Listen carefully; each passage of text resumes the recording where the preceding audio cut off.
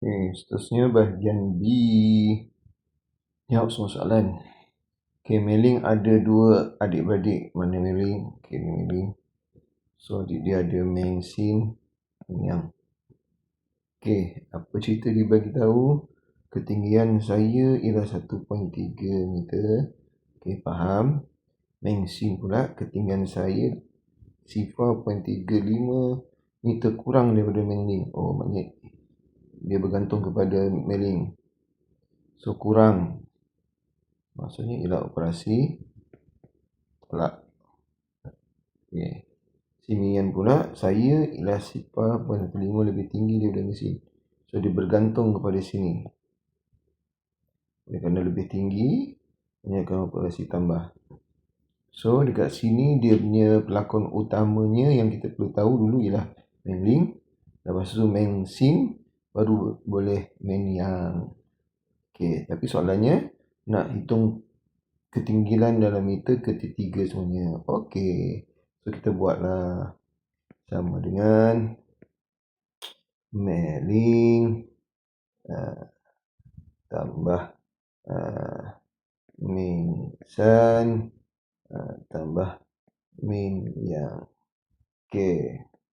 Mei-ling kita dah tahu 1.3 meter tambah Meng San. Kita kurang daripada Mei-ling. So kurang Mei-ling pula Mei-ling. So kurang maknanya operasi tolak. So maknanya 1.3 meter tolakkan dengan 0.35 meter. Itu dapatlah si Meng Sin pula. So untuk si Meng Yang pula bergantung kepada Meng Sin. So Meng Sin yang ni lah. Yang tengah-tengah ni.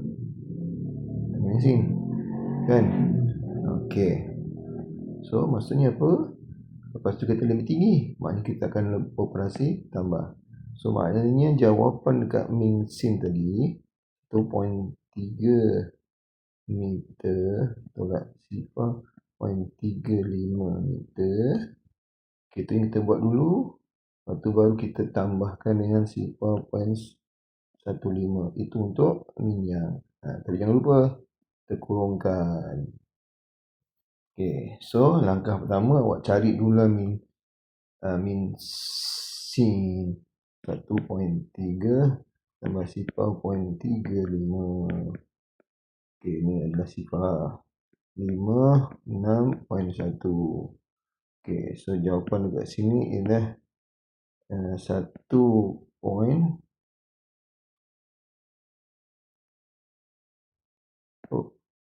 Alamak apa ni? Salah. Tolak 2.3 tolak 0.35. So sini tak ada sifar, tak sifar. Sifar tak boleh pinjam. 2 sini 10. 10 tak 5 tambah sifar 5. So 2 tak boleh, jadi sebenarnya nampak ini dah nombor 12. 12 tolak 3 9. So ini adalah Meng Sin. Ni yang pula yang ini tadi dah dapat jawapannya ni. Sama lah dengan yang ini. Cuma kita tambahkan lagi yang ini. Jadi 0.95 tambah 0.15.